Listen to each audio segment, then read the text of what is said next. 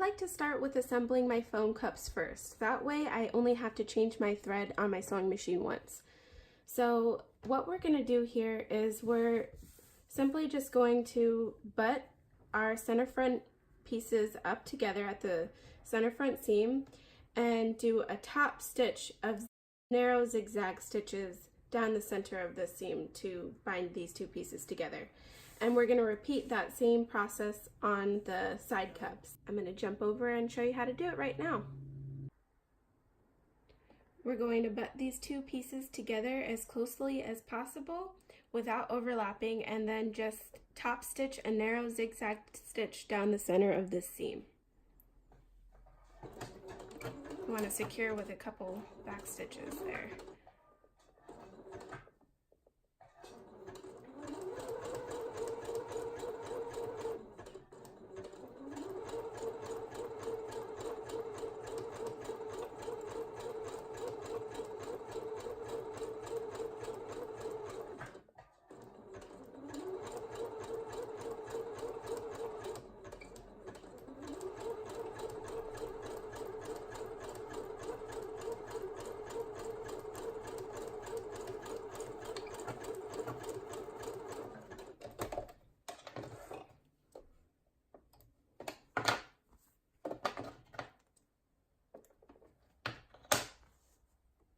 Here we are, and now we're just going to repeat this same step and attach the side cups on both sides.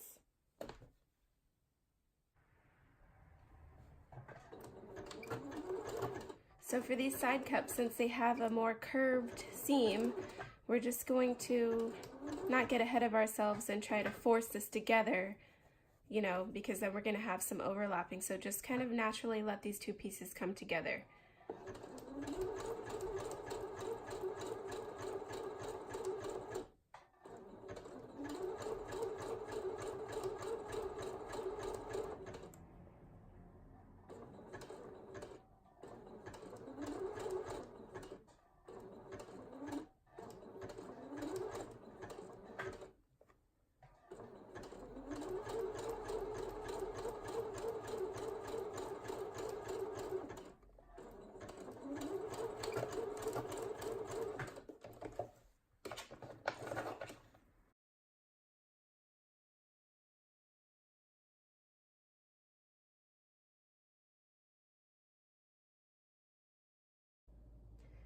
Next, we're going to assemble the self cups, starting with the center front seam.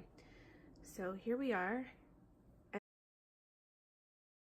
Right sides together, we just line these two pieces up, and I'm going to pin vertically because that's easier to remove while I'm sewing since I can't serge over pins. I'm just going to hop on over to the serger. Now that we've got everything nicely lined up underneath the presser foot, we're just going to stitch this seam with a 1/4 inch seam allowance.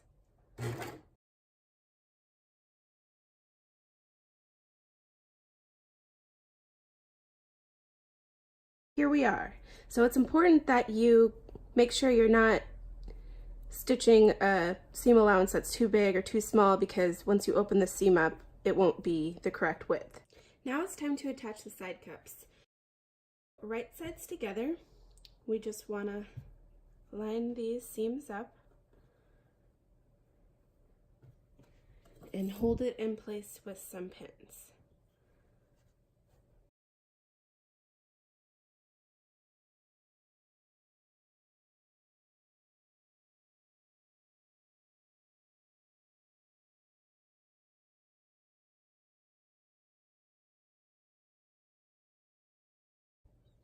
Let's stitch the seam with a 1/4 inch seam allowance.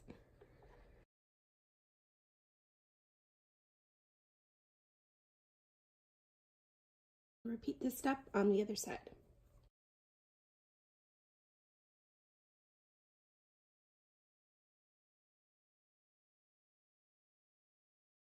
And here's what this should look like when you're through.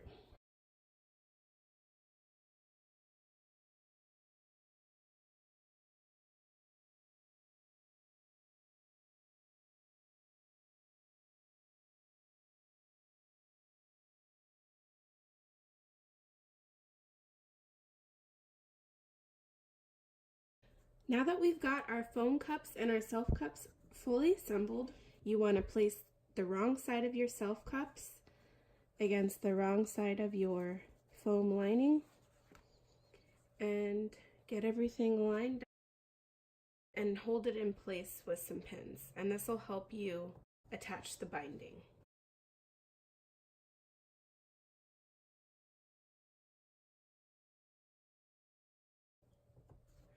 And I just like to start with all the main points.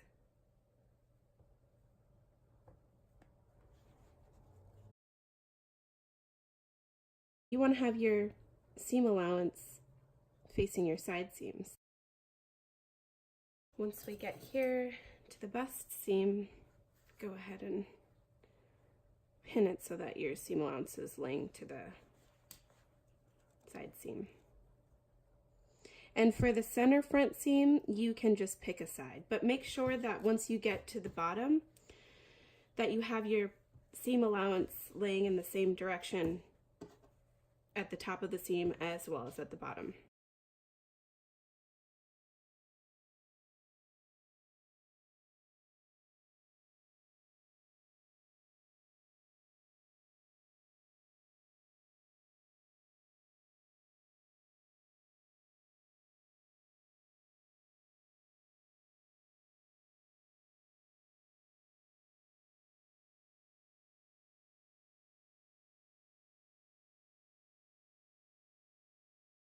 Here we are,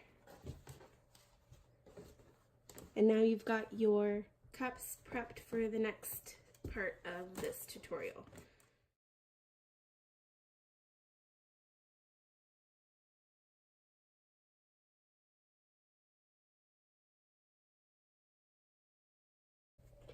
Next, we're going to finish our back ties, so I'm just going to get these nicely lined up, right sides together, and hold it in place with a couple of pins.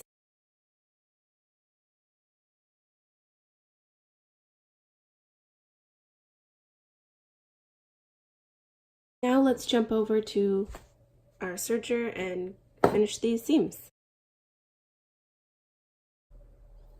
Starting at the side seam, let's just stitch along this edge all the way to the point of the tie.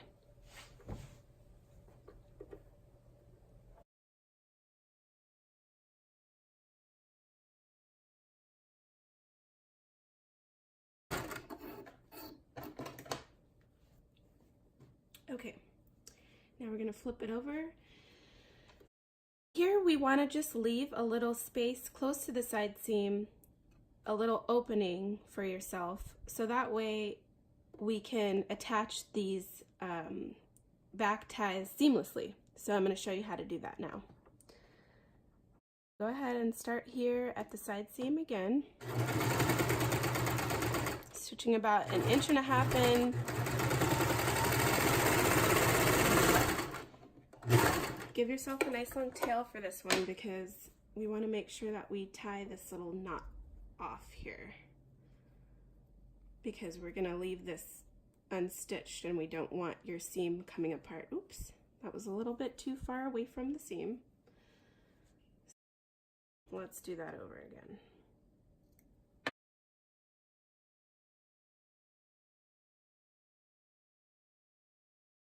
Here we are. So this is what you want to do.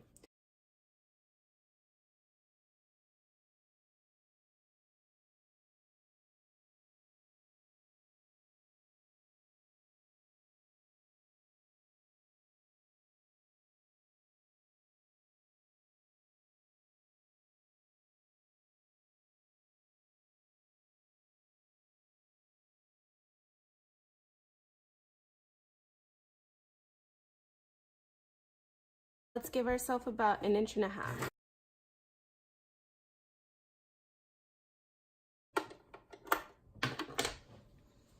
Here we are. Just leave this little opening and then tie off your strings here.